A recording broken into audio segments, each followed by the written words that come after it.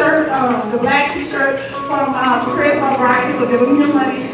Today's the last day for that. And we have dance practice this Saturday. So if you have a young lady, a girl that wants to be on the Prevailing Church's dancing, their summer practice is back up this Saturday at 11 o'clock here. And I'm a parent of one of the dancers, and it is an awesome, awesome ministry. So if you guys want to come, that's great. All right? So now I'm going to pray over our pastor. Before he comes up, the next voice you will hear is Pastor Tedrick. So if you can, please bow your heads. Or please bow your heads and close your eyes. Father God, we thank you, Lord. We thank you for this opportunity to come, to worship, to give your name the glory. Lord, I'm so excited. I came to calm down, Lord God. Because I'm so glad just to give your name the glory. To be able to say, to God be the glory, Lord God. To be able to understand what that really means, Lord God. From the bottom of my heart, Lord. And we just thank you for that, Lord. We ask you to be in this word today, Lord. Speak to us, God Jesus. Grow us today. Lord, let us have attentive minds and hearts. I just bind the spirit of distraction right now, Lord God. That we be able to focus and get poured into, Lord. Use our pastor. Use him in a mighty way, Lord God, to impart your word. Give him clarity of thought. Give him flow. Give him understanding. Speak to him, Holy Spirit, the entire time while he's ministering, Lord God. Give him strength to rise up in your word, Lord God. And we just thank you. We thank you, Lord God, that he's made his life available to you to be used, Lord God, in a mighty way. In the name of Jesus, I pray. Amen. Amen.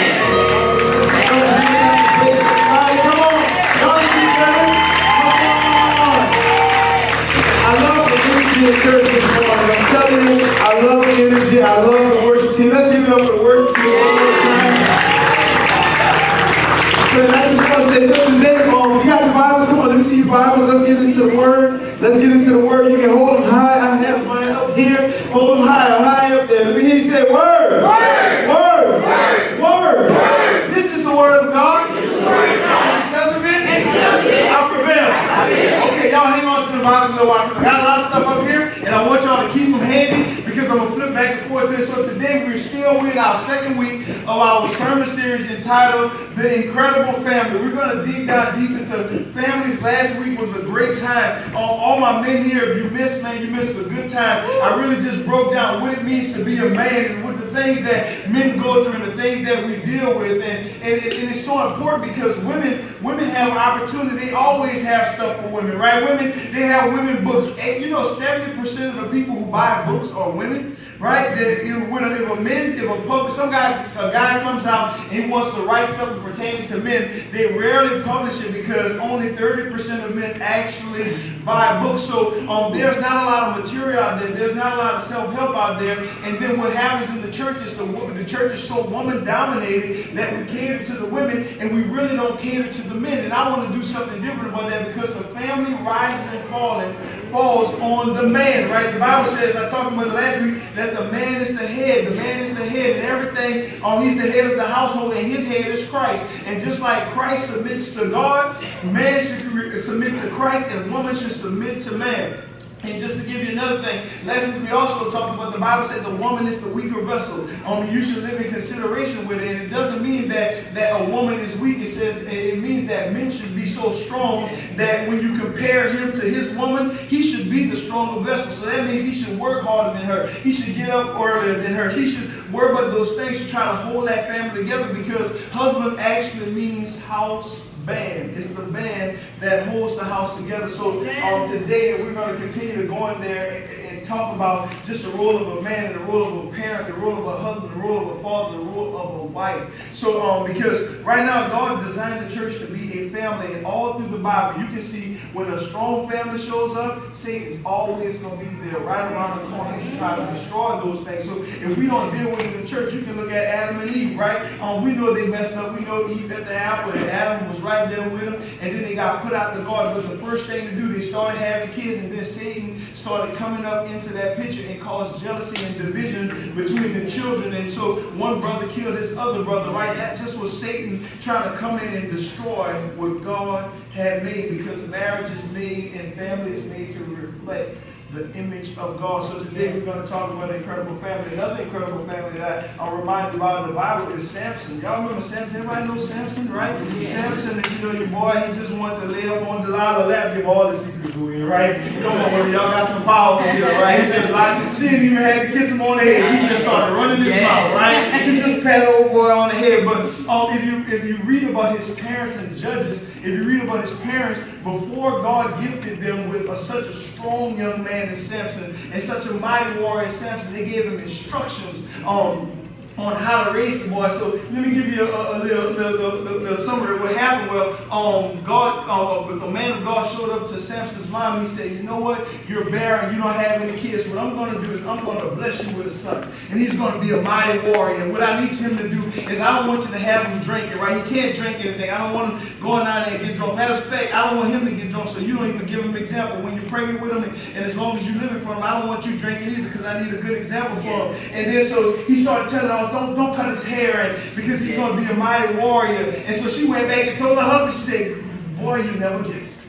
I was out there working and the Lord spoke to me. How many women feel like this? Right there, I run back to the husband and said, I was at church today and the Lord told me this. Well, that's not right, man. The men should be able to say, baby, you remember the pastor said this at church today, right? That's how it's supposed to be. Yeah. But the angel went and he talked to the wife. And so, but Samson's daddy did something that most men, we need to start doing. What he said was, Lord, if you're talking to my wife like that, send that word back, because I need to catch it. Because it's just showing this man, he's going to do all this stuff, and he's going to free us from this bondage, and he's going to be a great mighty warrior. Lord, I know you're speaking to my wife, but I need you to speak to me. God honored his prayers, and God came back and spoke to him and told him exactly what he needed to do for Samson to be a great mighty warrior. Now at that point, Samson can choose the way he wanted to go. He can grow up to be a great mighty warrior the way God wanted him to be, or he can end up being a bum, right? But it was up to Samson to decide what he was going to be. But one thing he could not do was blame his parents for the way they raised him. They did exactly what God wanted them to do. Because all of us, we should be seeking God about our children. All of us know on the scripture. This is one famous scripture in the Bible. It says, train up a child in the way they should go, and when they're old, they won't depart from it.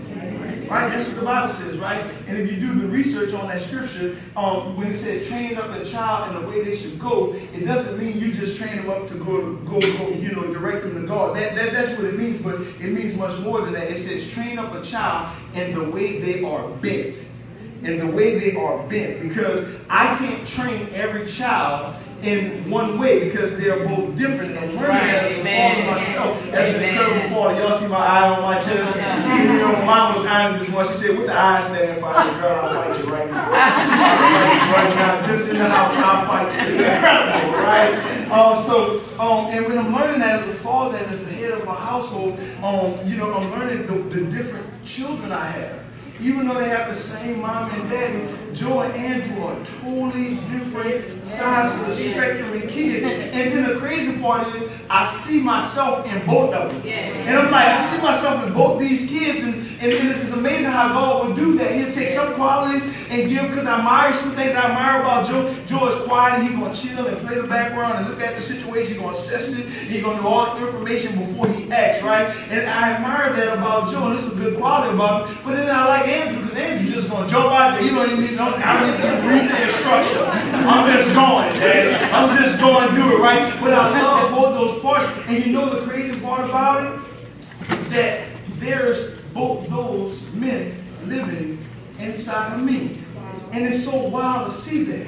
And I thank God that I'm mature enough and I got to the point. Okay, one thing I'm thankful to God that I had my children after the years of folly left, right? I was about 26, 27 when I started having kids, and I didn't have them at 21, because if 21-year-old Tedrick would have raised them, Tedrick probably wouldn't have been a dad at 23, because he would probably kill all his kids, right? Their diet would have been all messed up. I would just let them do all kind of crazy stuff, right? But men, but I mean, I challenged myself, and around that same time, around 22, 23, I decided, I said, you know what? Either I'm going to do this Jesus thing, or I'm going to walk away. Either I'm going to be who he's calling, the thing that keep me up at night, that thing, all my men know what I'm talking about, that thing that keeps pulling me toward God, and either I'm going to do that thing, or I'm going to walk away, because I'm not going to be the best Christian in hell. Right? I said, you know what? I'm going to be sold out the whole route or never again. So I made that choice. So I was able to get rid of my Jacob before I had kids. So I was able to raise my kids like Israel. Yeah. Let me tell you what I'm talking about. So Jacob in the Bible, we know the God of Abraham, Isaac, and Jacob. Yeah. That's what they say, Abraham, the God of Abraham, and Isaac and Jacob. That sounds just so, just holy when you say that. I serve the God of Abraham, Isaac, and Jacob. But Jacob, God changed his name to Israel, right? But Jacob means trickster. It means he's a trickster. So that's how he grew up, as a trickster. He deceived his brother. He was trying to sell, hustle some porridge in a bowl and stole his brother's birthright, put on a goat skin and stole his brother's birthright. So his name ain't trickster, and God sent him on a journey. God said, I need to grow you. So he ended up bringing him to a guy who was more of a trickster than he was, his cousin, his uncle Laban. So if Jacob was a trickster, Laban was even better than Jacob. I always tell people, I like to tell people when I call my friend, I say, if they double cross you, they got to triple cross me, right? But Laban was good at triple crossing Jacob. Every time Jacob tried to do something, Laban would have something better to do for him. And Jacob even said, 10 times you changed my way. So he continued to change his ways, so God had to change him. But then on one day, Jacob was going back to face his brother, and he thought his brother was going to kill him, and he started wrestling with God. Y'all, if you've been here longer than 2 months, you know I love when I talk about Jacob wrestling with God, because I can imagine him all night. He's slew flexing God, and God body slamming him. Okay, now, they got the wrestling fans up here, right? But he wrestled with God, and what that means is, by him wrestling with God, that means he spent some time with God. He got to know who God was. And then so if God said, hey, Jacob, let me go. And Jacob said, I ain't letting you go until you bless me, God. I'm going to keep on staying in this faith. I'm going to stay in this struggle until you bless me. So God blessed him and said, you know what? I'm going to bless you, and I'm going to change your name to Israel, which means one that wrestles with God. So you have Jacob and you have Israel, and both those guys are living in one man. They're living, both of them simultaneously living in the same dude. So at the end of Jacob's life, Genesis 49, I had it up on the screen, but I'm not going to just read it word for word. I'm going to tell you. So Jacob is there on his deathbed, and he says, I'm about to die. And I've been through so much in my life, and I want to call my children together. And that's one thing great as a father. And I can see it even in my dad, the way he looks at his grandkids and how he's just so proud to look on his face. So Jacob had one of these moments, but he was older, and he was about to say, I'm finna go and be with my days are about to come. And I'm about to die. Come to me, sons, for I can bless you. I want to bless you. I want to give you what's going to happen in the future. And so the Bible says this, and 2, it says, assemble and listen, sons of Jacob, listen to your father Israel. That's verse number 2 up there, right? So he called himself, he says, I'm going to call my sons of Jacob. So all of you boys come to me, because all of you are the sons of Jacob. But I want you to listen to your father Israel, right? And there's so much spiritual significance in that, because when you're a young man, Paul said, when I was a child, I thought as a child, and I reasoned as a child, but when I became a man, I took childish things and I put those things away. So Jacob was those childish things. He said, I had you guys, and I was Jacob when you guys were born, right? So I need you to come here, but I don't want you to listen to that dude, Jacob, because I gotta kill him. I gotta put a fence around him. I gotta trap him. So I don't really want you to listen to him. I want you to listen to Israel, because Israel been spending some time with God. And it's the same thing that you're here today. Man or woman or child, wherever you find yourself at, all of us in here, all of us have been raised at one point or another by our parents who made some Jacob-type childish mistakes that maybe caused us some scars or not. And God is calling you, saying, you know what? I'm your father. That's why Jesus taught his disciples. He said, when you pray, I want you to say, our Father who's art in heaven.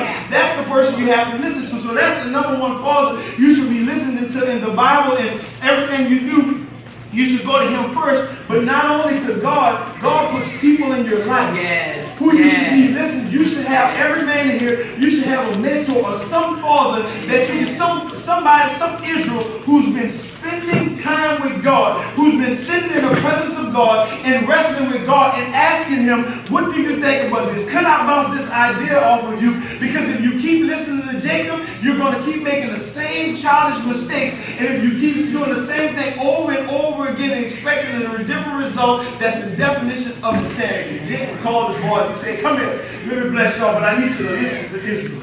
So who is in your life, man? Who's your Israel? Who you're listening to? And he starts to talk to his kids. So the first boy he pulls up, and his name is Reuben. Reuben is his first son. And Reuben name, I'm gonna get to Leah and Rachel a little bit. Women, you just sit right there. I'm coming knock on your door in a little while, right? Don't worry about that. But Reuben is the son of Leah. And Leah was kind of beefing with her sister Rachel. They had a little beef going on. So when she gave birth to Reuben, she named him Reuben, which means misery. It means misery. But then so now he had a mom. He was born to a mom that was kind of unstable. And then his dad still was named Trickster. So it messed Reuben all up. So Jacob starts to bless his children. He called Reuben. And he starts to say all this. He said, Reuben, you are my strength. You are my strength. You are like me, Reuben. You're my firstborn. You're the man. You're the one you're the one you represent me. You represent everything about me. You're so good. You excel, but you no longer excel in excellence, Reuben, because you slept with my girl.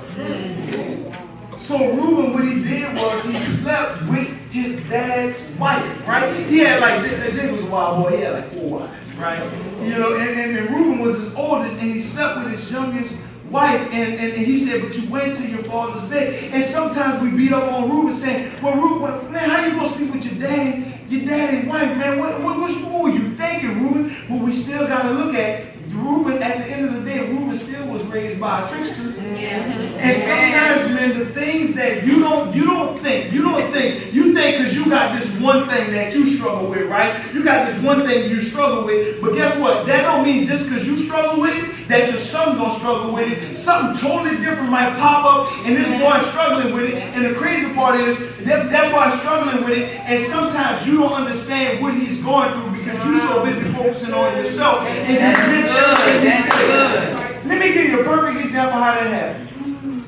When the boy turned probably 11 years old, you ever notice a change in your son? He really starts to change at that. Because before that, he was a good kid because you was the prettiest woman he knew. Everything you say, he listened to you, and everything was going good, and he had no problems with him. But when he got to be a teenager, 11, 12, 13, around that age, things changed with him. Things changed in his mind. And so now his testosterone going up, and the things he never struggled with before, right? He always thought you was the most beautiful, and my mom is so pretty. But then when he got about 12, then he started looking over and saying, ooh. He started looking at the girl at school like, ooh. Got the same thing mama got. His attention changes, right? Because he's dealing with so much inside. And so even, I can imagine, the biggest thing for a boy when he's 11, 12 years old, he's looking in the mirror to see how much hair he got on his chest, right? Say, ooh, I got a piece right there. Right? He looks up on his own, see his hair growing, and he's looking everywhere on his body. I don't know what I'm about. That's where it's going to go, right? He starts to look in the mirror, and his shoulders are starting to broad out, and his chest starting to poke out a little. His voice get a little bit deeper, right? All at the same time, you looking at him, you wondering why he's not just sweet little boy who wants to curl up and talk to you. But guess what? He's changing, and now he got his Jacob starting to come out, and the things he's struggling with. And then a lot of women look at him and say, "Boy, you're no good. You're just like your dad." The truth is, he's picking up qualities from his daddy that his daddy never took the time to lead Israel over and deal with his issues. So now he's growing up. He don't know why he's dealing with these issues. He don't know where it's coming from. He's losing control. And mama, you there trying to hold it all together when really what he needed was a daddy to step up and say, because sometimes things are different. So fathers, let me tell you this. The thing you should be doing, you know what he's going through. Yes. Every man in here know what I'm talking about. Say amen, man. Amen. Because all of us done dealt with the same thing when we got that age. It's our job, but if you don't have enough men sitting down with the boys and say, son, this the hell's gonna grow, trust me. Because when you get too old, it's gonna start going out your ear. It's gonna start, you know what I'm saying? Like, Joe man would look at him and say, Dad, you got a hair growing out your nose? I said, it never used to be that way. Come on, how you feel? I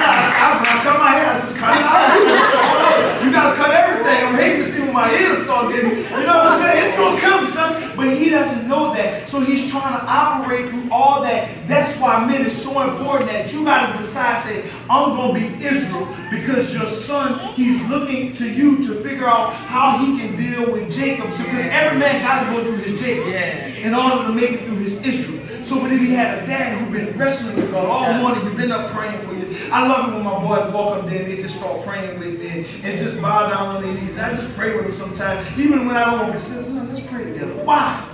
Because I need to show them how to wrestle with God. Because whether I don't care how saved I am, how sanctified I am, speaking tongues, big old Bible up under my arm, guess what? My son got to go through the same struggle I am. And I want to be there with him to walk him through that. Because look at Reuben, he's looking at Reuben and he's like, guess what? You were no longer yourself, you went in the bed, you defiled my woman. But that was his firstborn. But look what he says to his youngest son, Benjamin.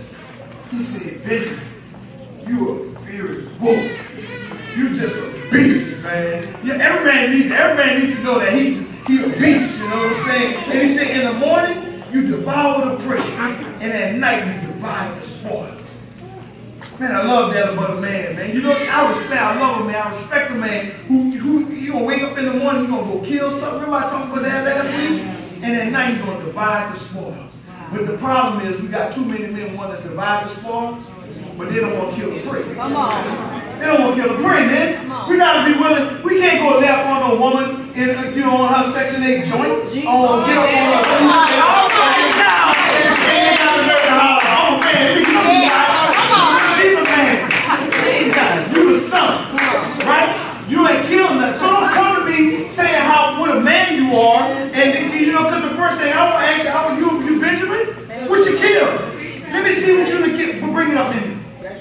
And let's see because you can be bad. We got too many men walking around with guns and all this stuff talking about who they is, all this stuff in a rap song. And last week I talked about the dance. Let me explain the dance again. Right? Everybody knows Drake. Right? Everybody knows Twitter. Everybody don't know Drake. But Drake is a rapper. Right? And Drake then went there and snuck around with some model and had a baby named Adonis. And Drake went to pick a fight with this guy named Pusha T. I don't know if that's his real name, but he called himself Pusha T, right? Don't worry, you'll never understand. Well, because when you live in that life and you got money and you got all this good stuff, you kind of try to cover up your mess up, right? Until you go pick a beef with somebody. And they find so Pusha T made this song talking about Adonis needs some dad.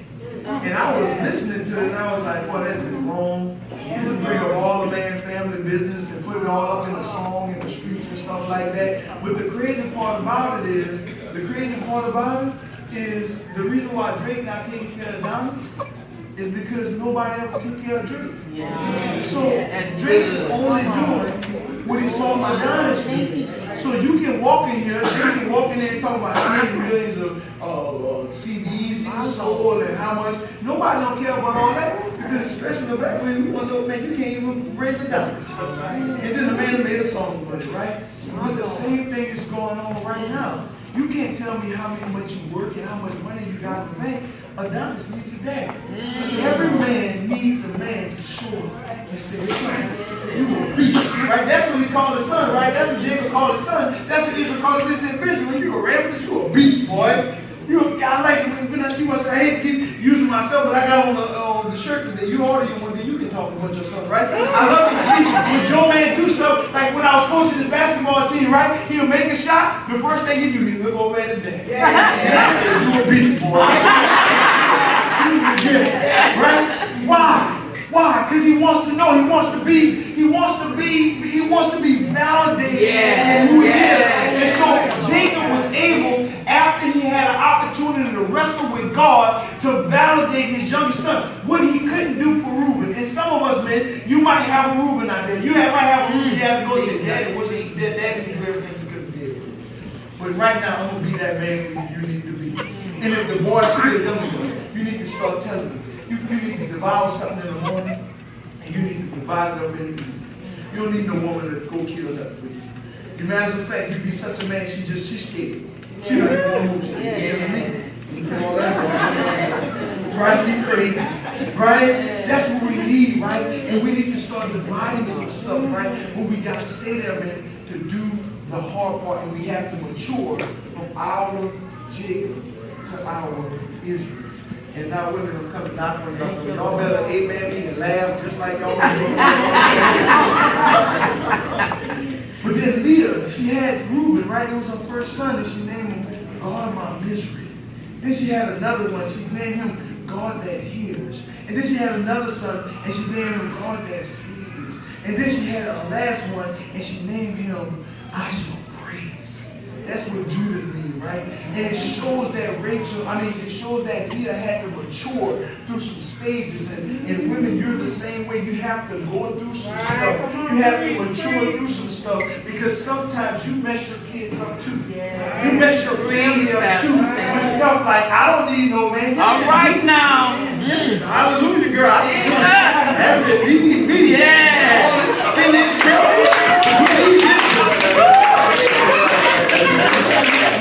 Right? But sometimes you mess the family up with I gotta say, immature stances on what it means to be a mother. And I know women, I'm not sitting here being naive to the game. I know sometimes it takes that long just to find yourself.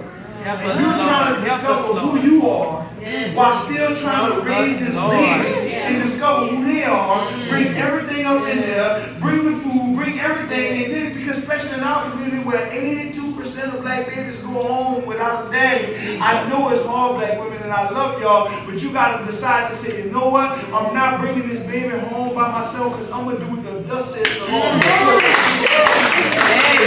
if you like it, then you should have put a ring.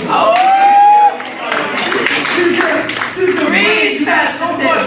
I understand you got so much to deal with, and just like Leah had to mature through her misery, right? She started off looking at that thing. She was like, you know what? It's miserable because he don't love me. He loves my sister, right? That was the first reason. He doesn't love me. He loves my sister, and God, but the crazy thing about God is the Bible says, I'm gonna say verse 31. Y'all got it up there. It says, you know what? What I love about God in this situation is you always gotta put him in the mix. Because just like I'm an incredible man, I got an incredible wife, and I got trying to get an incredible family, I serve an incredible God. And this is what he did for Leah. The Bible said the Lord saw Leah was in love.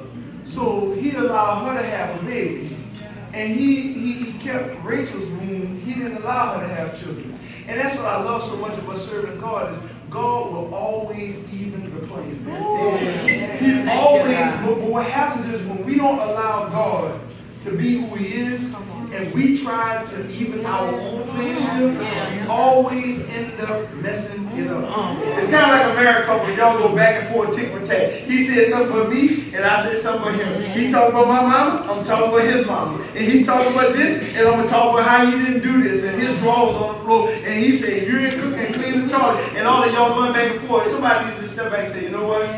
I'm going to let the Lord deal with it. I'll let him fight my battles. I'll let him do it. Because the more you try to go back and throw stones, the only thing destroyed is the family. At the end of the day, the only thing, you got to leave room for, the Bible says, vengeance is mine, I will repay.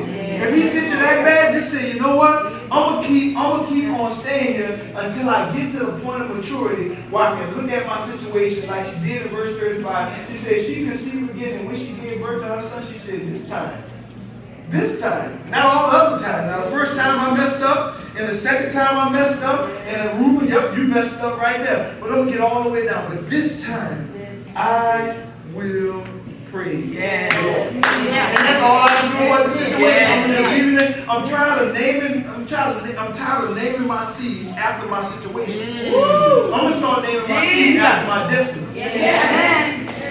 And guess what? Guess the lineage that Jesus came through? Judah. The Bible calls him Judah's lion, right? If you go back to reading chapter 49, when Israel got down to bless Judah, he said, you a cumber man, a lion of a man. The sepulchre never depart. And you might look at it and say, well, who got him? Reuben and Jacob. None of them. Leah got him. Leah named Judah. Jacob didn't name him. So sometimes, Mom, you got to step up and do the hard thing and say, you know what, boy? you're going to praise the Lord. Yeah. I don't care how fast you're going. But one thing we can't do when we raise the sons, Mama, now we might work with daughters, but I don't know if we're going to work with sons. You can't be using all this spiritual stuff to try to change them, right? You know, you can't go, you can pray for them, but you can't be anointing that boy with all, you know what I'm saying? Doing all that. Now, the best thing you can do is get him around a strong, God-fearing man. Something for him to look at. Something for him to see and say, you know what, I can be that. I can do that, right? So here we go. So, and a lot of times it's tough for women because, you know, we talk about Incredibles, and the name of the woman, the mom is named Elastigirl. And she has to stretch, and it's so much stretching. And I think, this is what I think, God. I think God made men when he took that bone out of man and put him to the ground, you know, and made woman out of her. I think he left the strength in the man when he gave woman the elasticity to bend but don't break. You know, a lot of women have been bent, and sometimes some of y'all feel like a palm tree all the way down, but guess what? It pop right back up. And you can see the difference between man and woman. Woman had a blue, be around there washing dishes, trying to cook, get everybody in the house sick. Right? Don't let the man get a fever. Right, man? If I get sick, if I get a bad cold, I'm dying. You better, oh, man, I can't go to work, and I am right here asking her mother, she be up this husband, I'm going to sleep. Right? But he gave that to you women, and so sometimes, okay, I'm going to give, like God gave a command to a woman, he said this, he said, women, this is what I want you to do. I know you might have an unbelieving husband, I know you might be unbelieving, but what I want you to do is, wait, I read it, it says why? In the same way, submit yourself to your husbands, so that even if they refuse. So, not if you don't believe. That means he's saying, you know what, I hear all that, I ain't believing in that stuff. It's not like he just don't want to go. He's actively saying, I don't want to do that. Say, if he refused to believe the word, they will be won over without words by the behavior of their wife. How much do you have to stretch with him? If you got a man then the Bible's going to keep saying, talking about submit to your husband. Right? He's saying submit to him. And then it said, if he refused to believe, I need you to be pliable enough. I need you to be able to stretch enough. I need you to be able to go further enough when he's talking about the word of God that he will be won over and he'll come to believe in Jesus. Not by you fussing with him. Not by you arguing with him. Not by you trying to force him into your end, because you know when y'all do that. Y'all create something for y'all and it's real quick, right? You buy an outfit for you, buy one for your daughter, same one, right? We match, look at us, right? We twinning today. He said, guess what? Women, I want you to be so strong that even if he's coming at you every day, I want you to love him enough and submit to him enough that he's going to be won over by your behavior. The question is, if you want an incredible family with me, are you willing to stretch? And I know you might look at me and say, Pastor, it's not fair. God never asked him to stretch. God never asked him to ask me to watch his behavior. You know why? Because it's way tougher to stretch and win him over that way than to lead. It's hard to lead people. Men, it's hard. Now what most men want to do is we want to push. You know, you push cattle, right? If you ever got to move cows from one place to another, you get behind them with a horse and a whip and a taser, and you push cows, right? Sheep, they can get one of the sticks.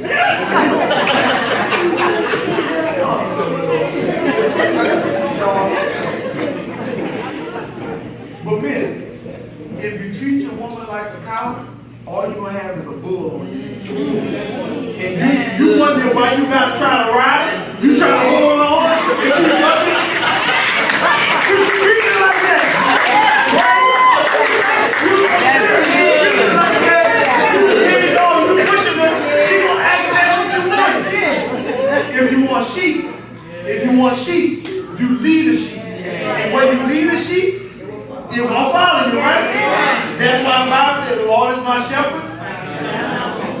Because he leaded me while I want nothing, because he led me to the green pasture, right? He led me to the still water, right? And I can tell you one thing, man, if you want your woman to be right, you go lay down by some stale water and green grass just lazy. Eventually, guess what happens? She coming. She right down the road.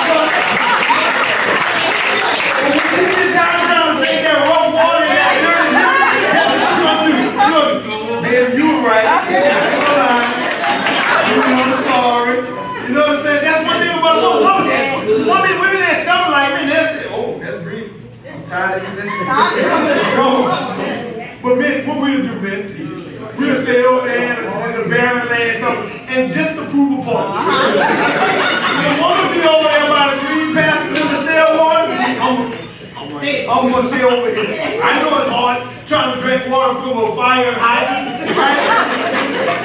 But that's why, man, God is calling you to lead your wife to Jesus. Yeah. But women, all of y'all, God knew that all of the men wasn't going to come and just come to Jesus. Women, you have this connection with God that I can't explain. I don't know what it is, but you have it. And men, we have to be, we just need more. We need to come to God in our own way, right? We need to come to God in our own way. We can't have y'all to push us that. Just continue to be the example. Amen. And even if you got to go back and say, you know what, babe, I'm just be the example. I'm tired of arguing with you. Right. I'm going to just go over here because Christ is leading me. But by my behavior, when I'm over here in the green pastures, eventually he gonna come around, right? So it says this. See what I thought of it? That's like it always is a sermon illustration, right? You know, walk out the this is what the Bible says. 1 Corinthians 7:4. It says, "Wives, a wife does not have authority over her own body, but yields it to her husband. In the same way, husband does not have authority over his own body, but yields it to his wife. Do not deprive each other, except perhaps by mutual consent, and for a time, so that you may devote yourself to prayer. Then, this is my favorite version of the Bible. Then come back together." I'm gonna say that again. Come back together again. Why? Because Satan's sitting right there. Oh, y'all arguing? And y'all not coming back together? Look at bro. Just go look at them dirty pictures on the phone. Look at bro. And women used to know they're talking about, oh, I ain't get none of this, right? And then Broom Creature gonna come over there. And then you mad at him. Keep it real. Right? And you mad at him right when God already gave you that instruction. He said, stretch it. He said, you know what? I don't want to do this, but guess what? If she come around, she ain't catching you now. Right? We must be miserable and satisfied.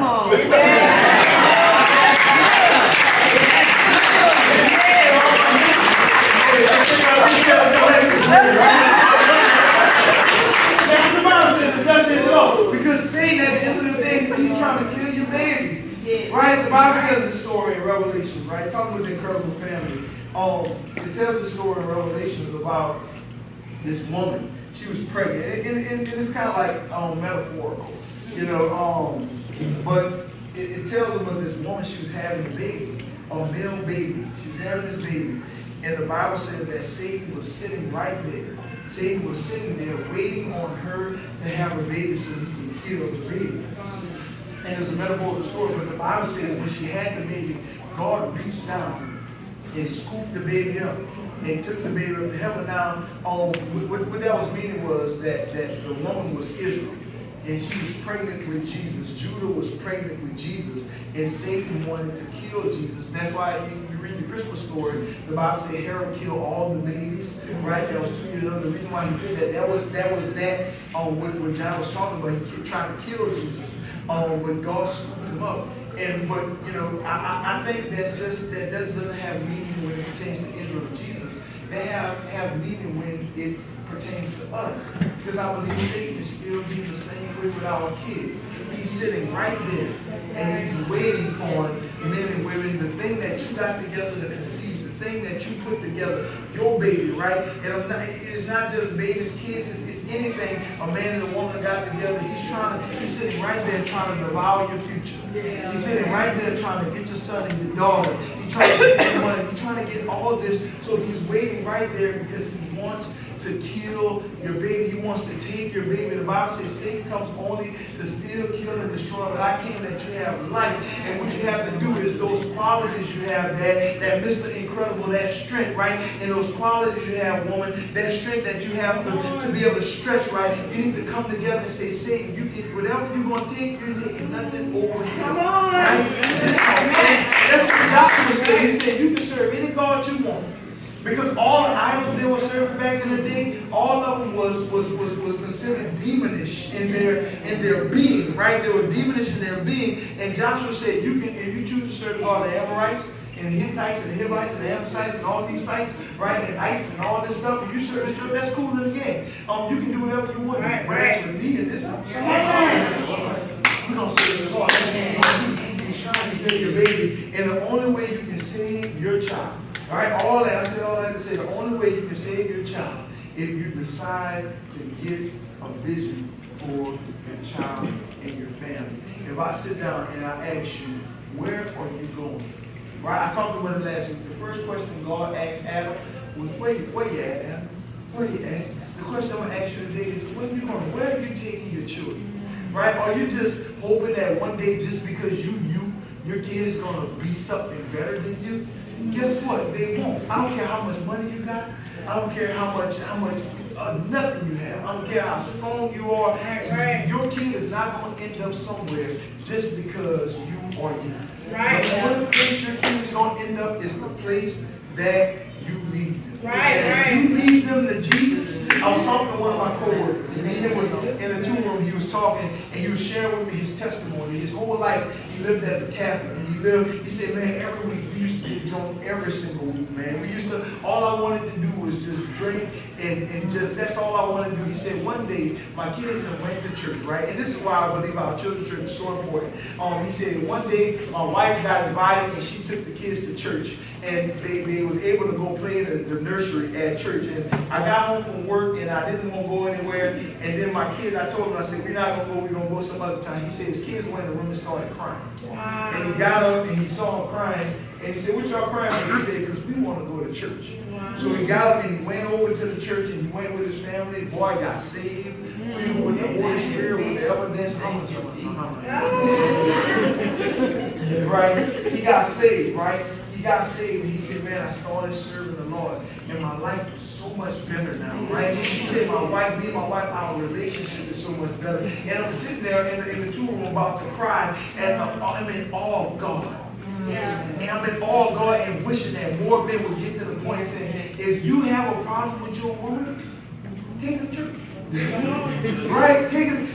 It's going to be better, right? And if you got a problem with your kids, take them to church, right? Yeah. It's going to get better. Eventually, serving God will pay off. And he said, nah, man, all I do every day when I get off, man, I pray with my kids now. I take them to church, and I lead them to church, and my life is so much better. He said, man, I hadn't drunk in a year and a half, man, and I never run out of beer. And I said, man, you know what? That's why when people tell me about the Bible not real, and the Bible just a book, you can't tell me one book that an alcoholic will read and stop drinking. You can't tell me one book that will dramatically change somebody's life that way. It's just because there's power in the word. There's power. So why not lead your child to the power that's going to stay with them? You know, you know, I said one more time. I said, you know why I lead y'all to Jesus all the time? Because one day daddy going to be gone. And mama going to be gone. And the only thing you can do is get down on the knees and ask your heavenly Father, and he'll never leave you, and he'll never forsake you. So my question to you are, your kids are going to end up somewhere, but will they end up somewhere on purpose? If you want to have an incredible family, now if you want an average, mediocre family, keep doing the same thing you've been doing and get the same result. But if you want a family that you can look up and you can say, you know what, you can do like Jacob and call them in your old age, but you can be proud of the men and the women they are. Because no matter what happens, you teach what you know. Listen to this, I said it before. You teach what you know, but you reproduce who you are. I'm going to say it again. You teach what you know. Everybody knows something. Everybody can say that's wrong and that's this, but you reproduce who you are. So if you got a problem with your children, guess where you got to look at? What Michael Jackson said? Man. The man in the mirror, right? It's Revelation right there. Revelation now is coming all over the place, right? He said, you got to look at the mirror, man in the mirror, and that's the person. You got to do like Michael Jackson and ask the man in the mirror to change his way, right? If there's no vision, the people perish. The Bible says, like arrows in the hand of a mighty warrior. So are children born in one's youth. Blessed is the man whose quiver is full of it, and he will not be put to shame when he confronts his enemies at the gate. Come on, praise Him. Y'all can come and the land this morning. So, what are you saying, Pastor? What do you want us to walk away from with today? What do you want us to leave with today when you leave out of here? Right? I'm sorry nobody passed out. I'm sorry nobody shouted and ran. But what I want you to do is go home and ask yourself the question, what am I doing to raise an incredible family? Yeah. Next week we're going to finish this season. We're going to talk about incredible fathers, right? We're going to talk about incredible fathers. I got a special treat for you, the last one, right? Or the one at the end of the month. But we serve an incredible God. And we will be foolish to serve God and call Him our Father. And we chase after Him. We keep the command. We don't lie, we don't steal, we don't cheat, we don't commit adultery. And we're so busy running after God that we're not turning back, grabbing our kids and saying, you know what? Follow me. Jesus! It would be foolish of us to not say, follow me as I follow Christ. So it's not my job. You know, it's not my job. I was talking to a pastor. I'm about to share this with you, but I'm going to share it with you again. And he was saying how when the kids of his church turn 18, they walk out the door. And he said, but then I used to beat myself up for years, wondering and mad at myself, saying, what did I preach good enough? Did I not put the word where they can handle it? And he said, eventually he came to himself, he thought to himself, he said, you know what? It's not my responsibility to save your children. It's your responsibility to save your children.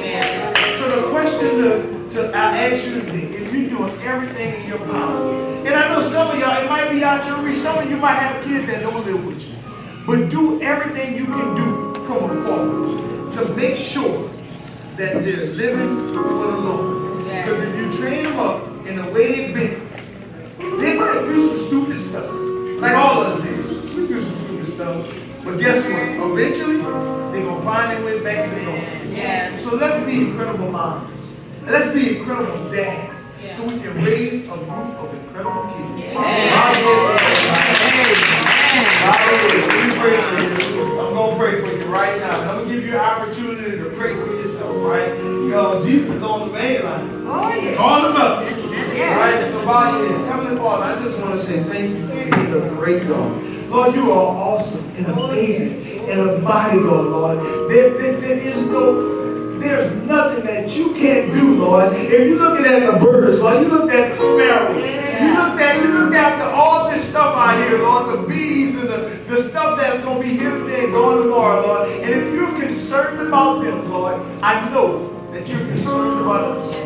So, Lord, I ask right now, Lord, if there was something that was said today, Lord, some parent got convicted, Lord, some parent got the thought crossed their mind about what they can do to be a better parent, Lord. Not only a better parent, but a better grandparent, and a better aunt, and a better uncle, and just a better mentor, Lord. That they can just do something to help some kid.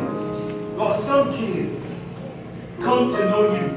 Lord, I ask, Lord, that you just do that thing for them, Lord. That you hear their prayer, you hear their heart's cry, and you answer, Lord. So I just want to ask, Lord, for your Holy Spirit to fill them. Give them a fresh anointing, Lord, a fresh feeling. Lord, that they can be light, Lord, light and salt, Lord. You call us to be light and salt, Lord. And just like a city built on the hill, we cannot be hidden, Lord. So let us shine our light so men may see, Lord, for our kids may see, so our nieces and nephews may see, Lord, and bring you glory, Lord. So our stepkids can see, Lord, and bring you glory, Lord. Our grandkids can see and bring you glory, Lord, because it's all about you at the end of the day, Lord. So we love you, Lord, and we thank you for what you've done and what you will do. In Jesus' name, while every head is bowed and every eye is closed, The worship team is going to sing. I want to give you the opportunity to pray and praise and worship the way the Lord leads you. Let us pray.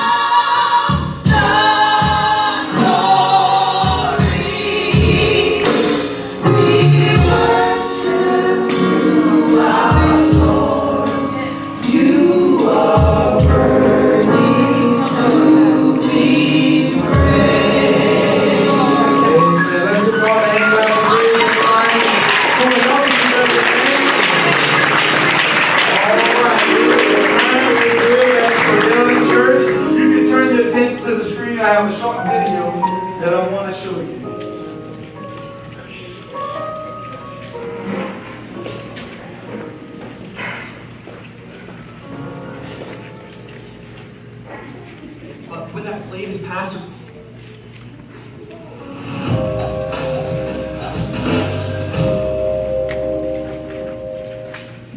You work hard for your money, right? But when that plate is passed around church, the last thing you want to feel is guilty or pressure. So what does the Bible actually say about tithes and offering? And what's our responsibility today? In Malachi 3:8 it reads, "Will man rob God? Yet you are robbing me." But you say, "How have we robbed you?" In your tithes and contributions. You see, that verse is often used to say that we are commanded to give 10%, which is what tithe means. So are we robbing God if we don't give 10%? Not according to the Old Testament. The Old Testament actually commands not one, but 3 different tithes.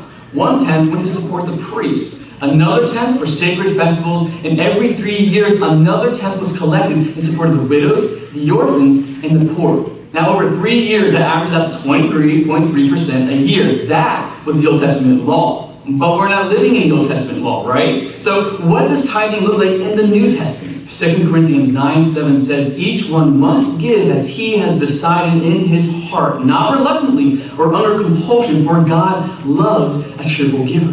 The New Testament never commands that a specific amount be given to the church. Instead, it was a heart decision. Now, what did that look like? It looked like generous love. Weekly collections were given to the church so the gospel could go out. Jesus once saw a poor woman offer 100% of all that she had, and he commends her faith. Even when the people didn't have enough money to give, they sold their stuff so that they could give. They gave out of love, not legalism. They gave because it pleased God. They gave because physical and eternal lives were on the line. They gave all they could, knowing God gave us all he could through Jesus Christ. Should we not do the same? And that's today's Bible Lunch. If this devotional was encouraging, please give it a thumbs up and let me know. All right. It's time to give.